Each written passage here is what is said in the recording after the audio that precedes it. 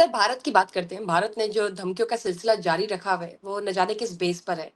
I S P are کہتی ہے کہ بھارت شاید بھول گیا کہ ہم نے کس طرح سے ان کے تیاری گرائے. ہمیں بھارت کو بہت اچھی طرح ہینڈل کرنے آتا ہے which we no one can deny the fact. لیکن مسٹر خواجہ آصف وزیر دفاع جو ہیں وہ کہتے ہیں کہ اگر بھارت باز نہ آیا تو جو طیارے ہم نے لاسٹ ٹائم گرائے تھے اس بار بھارت اس سے اور تیز انہی طیاروں کے ملبے تلے دفن ہوگا. مطلب کہ وہ پہلے تو طیارے گرے تھے، اب تو اس طیاروں کے نیچے دبے گا بھارت اگر بھارت اپنی حرکتوں سے باز نہ آیا. آپ کو کیا لگتا ہے یہ جو ایک بھارت اور پاکستان کے درمیان بھی ایک کشیدگی یا کولڈ وار چل رہی ہے، لفظوں کی جنگ اب جاری ہے 10 مئی کے بعد، اس کا کیا نتیجہ ہوگا؟ دیکھیں، میں آپ کو ایک بات بتاؤں کہ مجھے کسی چیز پہ نہ خواجہ آصف کی نہ D G I S P R کی اسٹیٹمنٹ کی ضرورت ہے. میرا اپنا بڑا کلیئر مشاہدہ ہے، اور اس کی وجہ ہے کہ میرے فادر آرمی میں تھے، میرے بھائی آرمی میں تھے، میرے بھتیجے آرمی میں، میرے کزنز ایئر فورس میں، میرے اور کزنز نیوی میں. تو میں فورسز کو I know them like the back of my hand. I am a service kid. I was born and raised in a military household. تو مجھے پاکستان آرم فورسز کا، میں ایک آرمی کی بات نہیں کر رہا، آرم فورسز کی ابیلٹی کا بہت زیادہ پتہ ہے compare to a normal person. اور میں آپ کو 2-3 باتیں بتا دوں جو لوگ ڈاؤٹ کرتے رہتے ہیں نا، عقل مند لوگ، کہ جناب یہ واقعی یہ پلانٹڈ وار تھی یا پلانڈ وار تھی یا اس طرح کا تھا. میں آپ کو 1-2 باتیں بتاتا ہوں، اور آپ دین as a layman then you will understand where I am coming from. اچھا، پھر کئی لوگ کہتے ہیں جی صرف ایئر فورس ہے جو یہ کر رہی تھی، اور باقی تو بچت ہو گئی، ورنہ اب کیا ہوگا اگر جی پرولونگڈ ہوتی. تو ایل او سی پہ 11 دن سے زیادہ لڑائی ہوئی ہے، بڑی ہیوی لڑائی. لوگ شہید بھی ہوئے ہیں آزاد کشمیر میں، نقل مکانی بھی کی ہے لوگوں نے. سو آئی مین یہ میں ایسی بات نہیں کر رہا کہ جو لوگوں کو نہیں پتا، یعنی یو کین ویریفائی. 8 لاکھ فوجی مقبوضہ کشمیر میں ہندوستانی فوج کے ہیں، اور پاکستان آرم فورسز کے تقریباً 70,000 یا مے بی 90,000 فوجی ہوں گے آزاد کشمیر بارڈر کے اوپر، ایل او سی کے اوپر. اور آپ کے پاس ویڈیوز موجود ہیں کہ 3 دفعہ بھارتی فوجیوں نے سفید جھنڈے لہرائے کہ ہمیں اپنی لاشیں اٹھانے دو، ہمیں اپنے زخمی لے جانے دو، اور پاکستان نے سیز فائر کیا اور ان کو لے جانے دیا. یعنی 8 لاکھ فوجی جو ہیں وہ وہاں پہ اپنا بریگیڈ ہیڈ کوارٹر اڑوا گئے، وہ وہاں پہ اپنا ڈیو ہیڈ کوارٹر اڑوا گئے، وہ اپنی کوئی 36 کے قریب چیک پوسٹ جو ہیں ان کو ڈیسیمیٹ کروا گئے. آپ فورینزک ایکسپرٹ بھی لے کے جائیں وہ بتا نہیں سکتا کہ جی یہاں پہ کبھی چیک پوسٹ تھی کہ نہیں تھی. اور وہ 1 انچ آگے نہیں ہو سکے. یعنی اگر وہ سارے زور لگاتے تو 1 انچ تو لے لیتے نا یار، 1 انچ نہیں لے سکے. سو اب اگریسر جو ہوتا ہے نا، اگر وہ اپنا آبجیکٹو نہیں اچیو کر سکا تو ملٹری ٹرمز میں کہا جاتا ہے کہ اس کو پسپائی ہوئی ہے اور وہ اس کو ڈیفیٹ ہوئی ہے. یہی ڈیفیٹ ہوتی ہے جب آپ کے ملٹری آبجیکٹیوز اچیو نہیں ہوتے، تو پھر آپ کی وہ ایک ڈیفیٹ ہوتی ہے. وہ ایل او سی اسی طرح انٹیکٹ ہے الحمدللہ. اچھا، نیوی میں ان کو بڑا گھمنڈ تھا کہ 2 ایئر کرافٹ کیریئر ہیں اور پتہ نہیں یہ اور پتہ نہیں وہ ہے، تو فلاں ہے، تو ٹکا ہے، تو یہ میزائل ہے، تو وہ پلین ہے. 2 باری کوشش کی انہوں نے اسٹیلتھ سب مرین بھیجنے کی. دونوں باری پاکستان نیوی نے اس کو ڈیٹیکٹ کر لیا اور ان کو بتایا کہ اس جگہ پہ تمہاری سب مرین کڑی ہے، 2 گھنٹے دے رہے ہیں، اس کو موڑ لو ورنہ اڑا دیں گے. وہ بھاگ گئے. وکرانت جو ہے وہ چلا وہاں سے.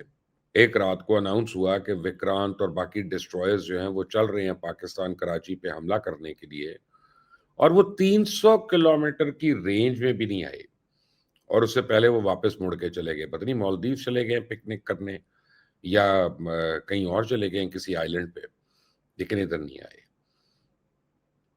سو کہنے کا مطلب یہ ہے کہ آپ ایئر فورس کو چھوڑ دیں تو آپ کی نیوی اور آپ کی آرمی جو ہے اس کا بھی مان نہیں ہے.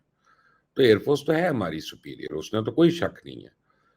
تو ہندوستان اگر آتا ہے اس باری تو ہندوستان کو اتنی کو مار پڑنی ہے.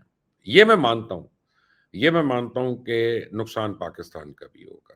یہ نہیں ہو سکتا کہ دونوں جگہ نہ ہو. یہ میں مانتا ہوں کہ پاکستان کا بھی نقصان ہو سکتا ہے، اللہ تعالیٰ رحم کرے. لیکن جو ہندوستان کے ساتھ ہوگا نا، اس کے بعد آپ مہینوں کے اندر دیکھیں گے، ہفتوں کے اندر آپ دیکھیں گے، میں سالوں کی بات نہیں کر رہا، کہ ہندوستان کے ٹکڑے ٹکڑے ہو جائیں گے.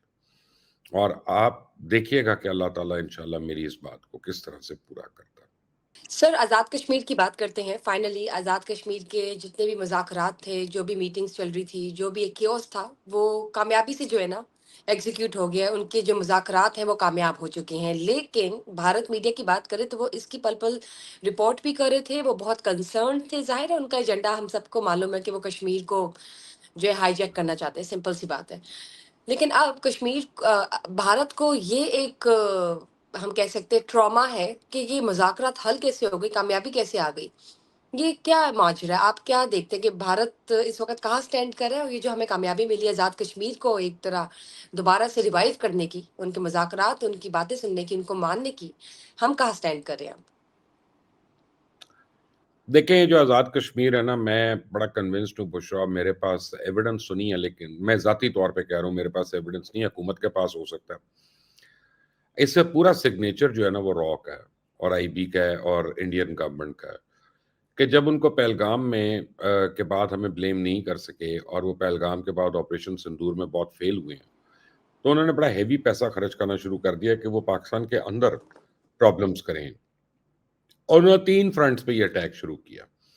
ایک انہوں نے ٹی ٹی پی کے ذریعے کے پی کے اندر شروع کیا، اس کو پورا سپانسر کیا. بی ایل اے کو سپورٹ کر کے بلوچستان میں شروع کیا، اور کشمیر کے اندر انہوں نے ایک پولیٹیکل اپرائزنگ کی کوشش کر لی، اس کو شروع کیا. اب سوال یہ پیدا ہوتا ہے کہ یہ اتنا اوپر کیوں آیا؟ یہ اوپر نہیں آنا چاہیے تھا، یہ ہماری گورنمنٹ کی نالائکی ہے. اس کو بہت پہلے ایڈریس ہو جانا چاہیے تھا. وہ جیسے کہتے ہیں نپ دی ایول ان دی بڈ، تو وہ ہو جانا چاہیے تھا، وہ نہیں ہوا. لیکن بہرحال اب یہ طے پا گیا اور انڈین میڈیا اس کی رپورٹ کر رہا ہے، وچ از ویری گڈ. اچھی بات ہے کہ انڈین میڈیا رپورٹ کر رہا ہے. تو میں انڈین میڈیا کو دعوت دیتا ہوں کہ بھئی آ کے لداخ کے اوپر بھی رپورٹ کریں اور بتائیں کہ ان کے لداخ میں کیا ہو رہا ہے، اور ان کے منی پور میں کیا ہو رہا ہے، ان کے ہماچل پردیش میں کیا ہو رہا ہے، ان کے خالستان میں کیا ہو رہا ہے. ایون ریفرینڈم ہو گیا پوری دنیا میں خالستان کا، اس کو تو انڈین میڈیا رپورٹ کرنے میں چوک گیا، وہ تو اس کو نہیں خبریں ملی ہیں. تو یہ جو پک اینڈ چوز والی رپورٹنگ ہے اور فیبریکیٹڈ رپورٹنگ ہے، اس کی وجہ سے آلریڈی انڈین میڈیا نہ صرف انٹرنیشنلی بلکہ ایون ان انڈیا بہت بدنام ہو گیا. ان کے اپنے جو سوشل میڈیا ایکٹیوسٹس ہیں وہ اس کو بہت کرٹیسائز کرتے ہیں. So I am not bothered about that. Fact of the matter is کہ یہ خوش اسلوبی سے طے پا گیا. اچھا میں آپ کو ایک ریزن بتاتا ہوں کہ مجھے پتا چلا کہ جی وہاں اس افسر کے خلاف جو ہے احتجاج ہوا ہے، نام لے کر احتجاج ہو رہا ہے فلاں فلاں کے خلاف یا فلاں کے ٹھیک. اوپر یہ. تو یہ بڑا آپ سمجھے فوکسڈ ہوتا ہے، یہ ڈائریکٹڈ ہوتا ہے. موب جو ہوتا ہے نا وہ ایک نام نہیں لیتا کبھی انلیس وہ ان کے لیڈر کا نام ہو. موب اگر پن پوائنٹ کرتا ہے کہ جی یہ بشرا ہے، مبشر ہے ذمہ دار، تو جب 10,000 کا 15,000 کا موب اگر ایک ہی نام لے رہا ہے تو دیٹ مینس کہ somebody has fed them, somebody has right. آپ نے given them. بالکل پوائنٹ کی بات کی ہے. دیکھتے ہیں تو کہ یہ بھارت کی طرف سے اٹس اوور. اللہ کرے کہ یہاں سے آگے ہمیں صرف اچھی خبریں آئیں آزاد کشمیر سے. آمین. سکون سے ہو. بالکل ٹھیک بات کی.